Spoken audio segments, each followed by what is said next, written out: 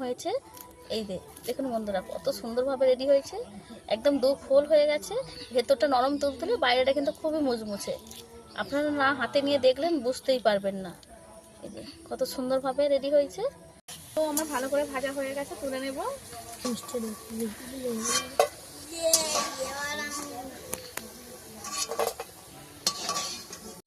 আলুর মধ্যে এইভাবে নিয়ে নেব, নিয়ে হালকা করে। নমস্কার বন্ধুরা, মামুনি রান্নাঘরের ভিলেজ ফুডে আবারও আপনাদেরকে অনেক অনেক স্বাগত জানিয়ে আজকে আবার একটা নতুন রেসিপি নিয়ে চলে এসেছি। আজকে নতুন রেসিপির মধ্যে এখন তো বাজারে প্রচণ্ড পরিমাণে কাঁঠাল পাওয়া যাচ্ছে। কাঁঠালের যে বীজটা হয় ওই বীজেরই একটা রেসিপি করে দেখাবো। পুরো ভিডিওটা আপনারা দেখবেন, আশা করছি আপনাদের খুবই ভালো লাগবে। যদি ভালো লাগে আপনাদের এই রেসিপিটা অবশ্যই লাইক শেয়ার কমেন্ট করে আমার পাশে থাকবেন। চলুন তাহলে আমি এই রেসিপিটা কী করে বানাই আজকে দেখিয়ে দেবো। এই যে এখানে কাঁঠালের বীজগুলো নিয়ে নিয়েছি, এইগুলো দিয়ে যে রেসিপি করে দেখাবো। এখানে আমার একটা বড় সাইজের আলু নিয়ে নিয়েছি কেটে, এই যে ছোট ছোট করে পিস করে কেটে নিয়েছি। এই আলুটা হলেই হয়ে যাবে। প্রথমেই একটা উনুনে কড়া বসিয়ে দেবো, পরিমাণে জল দিয়ে দেবো। আলুগুলো ভালো করে ধুয়ে নেব, পরিষ্কার করে ধুয়ে নিতে হবে। কড়ার মধ্যে দিয়ে দেবো, কিছু ছাড়াইনি, পরে ছাড়িয়ে নেব।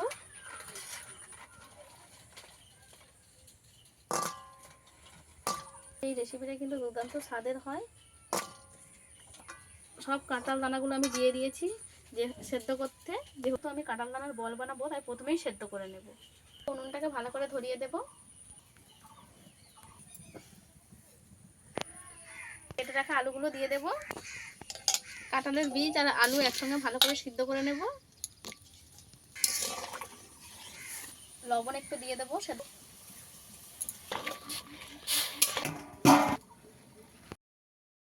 এতে কিছুটা কারি পাতা, এগুলোকে কুচো কুচো করে কেটে নেব। ওর থেকে ভালো করে এরকম ছিলে নেব। এইভাবে ধরে একটু মুড়ে নেব।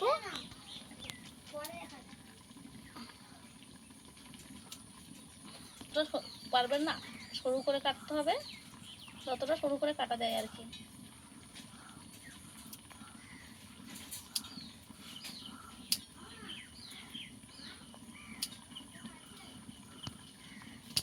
প্রত্যেকটা পাতা একইভাবে আমি এরকম সরু সরু করে কেটে নেব।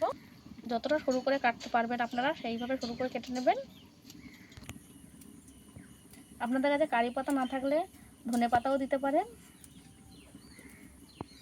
কিন্তু কারি পাতাটা দিলে সুন্দর একটা গন্ধ আসে।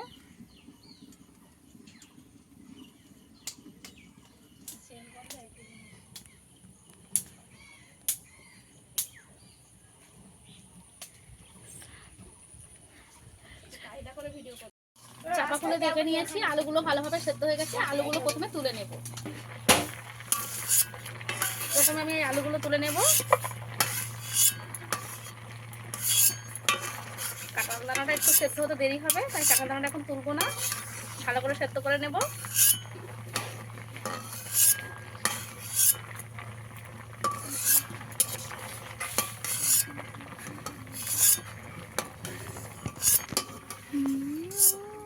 সেদ্ধ করে নিয়ে আলুটাকে আমি এবারে এর মধ্যে নিয়ে নেব, নিয়ে ভালো করে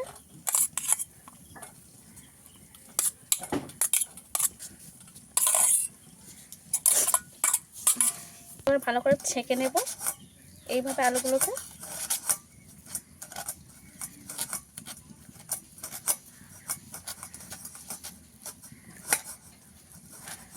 আমি এইভাবে ছেঁকে নেব আলুগুলোকে। ছেঁকে নেওয়ার কারণে কোনো দলাভাব আলুর মধ্যে থাকবে না।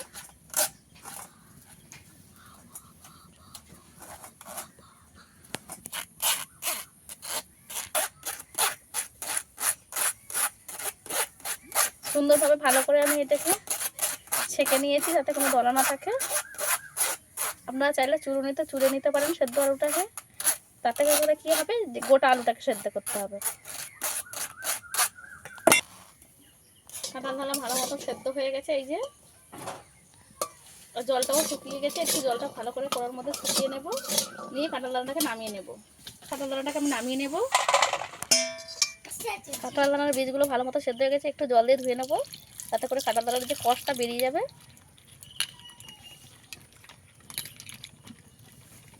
ওটাকে ভালো করে ছাড়িয়ে এইভাবে কাঁঠালের বীজটাকে বের করে নেব। এইভাবে খোসাটাকে ভালো করে ছাড়িয়ে নেব। বাদাম পুরো বাদাম সব কাঁঠালের দানাটা ছাড়িয়ে নেব এইভাবে। এই খসাটা যতটা উঠবে উঠে গেলে তুলে দেবেন, না হলে থেকে গেলেও কোনো অসুবিধা নেই। এতগুলো বীজ আমি ছাড়িয়ে নিয়েছি। এইবারে এটাগুলোকে খসা ভালো করে ছাড়িয়ে নিয়েছি। এইবারে এইগুলোকে নিয়ে এইভাবে একটু ঘষবো। আপনারা চাইলে মিক্সার মেশিনেও পেস্ট বানিয়ে নিয়ে আসতে পারেন, কিন্তু তাতে করে শুকনো পেস্ট হবে। কিন্তু এইভাবে ঘষে দিলে সুন্দরভাবে, যেহেতু এটা সিদ্ধ করে নিয়েছি, সুন্দরভাবে মিক্স হয়ে যাবে।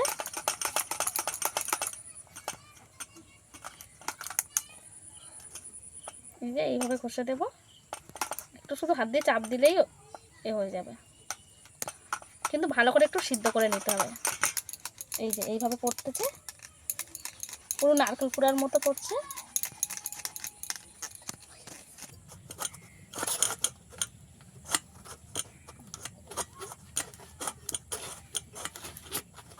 আমি গ্লাস দিয়ে, হাত দিয়ে করলে হাতটা ব্যথা করছিল, তাই একটু গ্লাস দিয়ে এইভাবে চেপে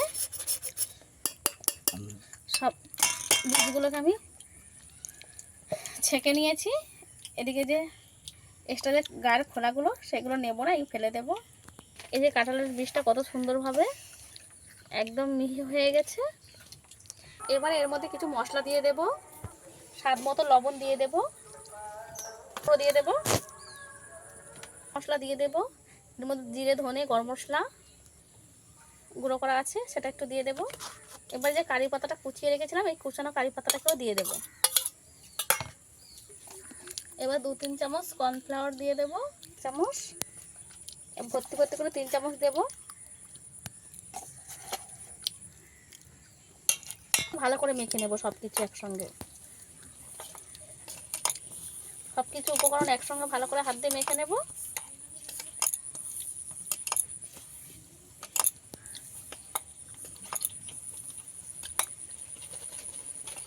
পরে আমি এটাকে মেখে নেব। অনেক রকমভাবেই তো কাঁঠাল দানার রেসিপি খেয়েছেন আপনারা, একবার এইভাবে বানিয়ে খেয়ে দেখবেন, খুবই ভালো লাগবে। খেলে কিন্তু বারে বারে বানিয়ে খেতে ইচ্ছে হবে। মেখে নিয়েছি, একটু শক্ত শক্ত করে মাখানো হয়েছে, যেহেতু কাঁঠাল দানা আছে।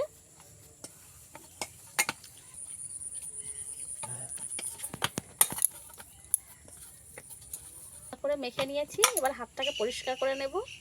একটু ভালো করে তেল বুলিয়ে নেব। তেল মেখে নিয়েছি, এবার এখান থেকে একটু একটু করে লেচি কেটে নেব।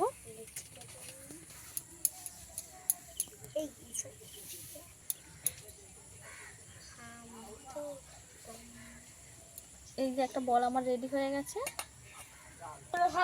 আরো একটা আমি রেডি করে নিয়েছি।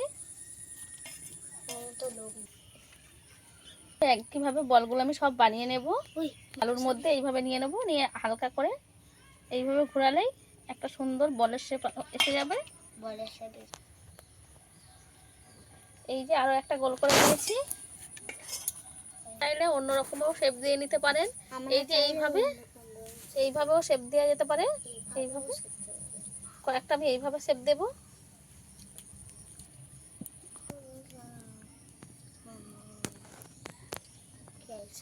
এইভাবেও করে নিতে পারেন। হয়ে গেছে, এবারে তেলে ভেজে নেব। তেল দিয়ে দিয়েছি, ভালো করে গরম করে নেব। গরম হয়ে গেছে, এবারে একে একে বলগুলোকে ছেড়ে দেবো। পোশাকাদের যেগুলো করেছিলাম ওইগুলো ছেড়ে দেবো। তারপরে একে একে বলগুলো ছেড়ে দেবো। এগুলোকে ডুবো তেলে ভাজতে হবে। বলগুলোর উপর থেকে একটু তেল ছিটিয়ে দেবো।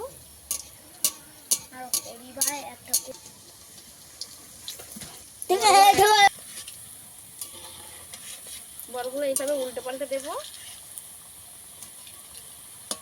বলগুলোকে কিন্তু ডুবো তেলে ভেজে নিতে হবে, যাতে করে সুন্দরভাবে ফুলে যায়। হচ্ছে দাদা, দারুণ একটা সুগন্ধ বাড়াচ্ছে। ভেজে নিতে হবে। এই যে লাল লাল করে একটু ভেজে নেব, আরো একটু ভাজবো। এই যে সুন্দরভাবে ভেজে নিয়েছে, এইগুলো হয়ে গেছে, তুলে নেব।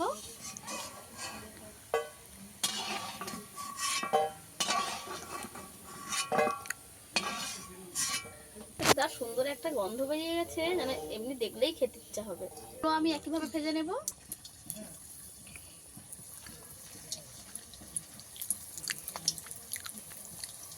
সবগুলো এবার আমি একসঙ্গে দিয়ে দেব। এই যে হালকা থাকতে থাকতে একবার এরকম ঘুরিয়ে দেব।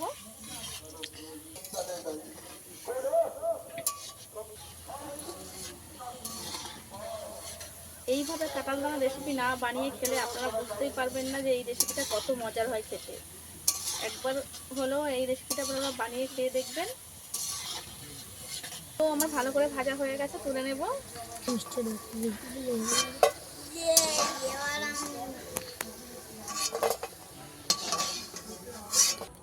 আমার এই বলগুলো কত দারুণভাবে রেডি হয়ে গেছে। এই যে কত সুন্দর একটা মুচমুচে ভাব, বাইরেটা যতই মুচমুচে ভেতরটা ততই নরম। এগুলো রেডি হয়ে গেছে। এবার এই যে এখান থেকে একটা বল আমি নিয়ে ভেঙে দেখিয়ে দেবো যে কেমন হয়েছে। এই যে দেখুন বন্ধুরা, কত সুন্দরভাবে রেডি হয়েছে, একদম দু ফোল হয়ে গেছে, ভেতরটা নরম তুলতুলে, বাইরেটা কিন্তু খুবই মুচমুচে। আপনারা না হাতে নিয়ে দেখলেন বুঝতেই পারবেন না। এই যে কত সুন্দরভাবে রেডি হয়েছে। আরও একটা ভেঙে দেখিয়ে দেবো। এই যে কত সুন্দরভাবে, এটা খেতে খেতে দুর্দান্ত স্বাদের হয়। এই যে চেপটা মতো একটা করেছিলাম, সেটাকেও দেখিয়ে দেবো। এই যে প্রত্যেকটা একই রকম। না বানিয়ে খেয়ে দেখলেন যে এই কাঁঠাল দানা দিয়ে যে এত সুন্দর একটা মজার রেসিপি হয়, আপনারা বুঝতেই পারবেন না। আমার এই কাঁঠাল দানা রেসিপিটা আপনাদের কেমন লেগেছে অবশ্যই কমেন্ট করে জানাবেন।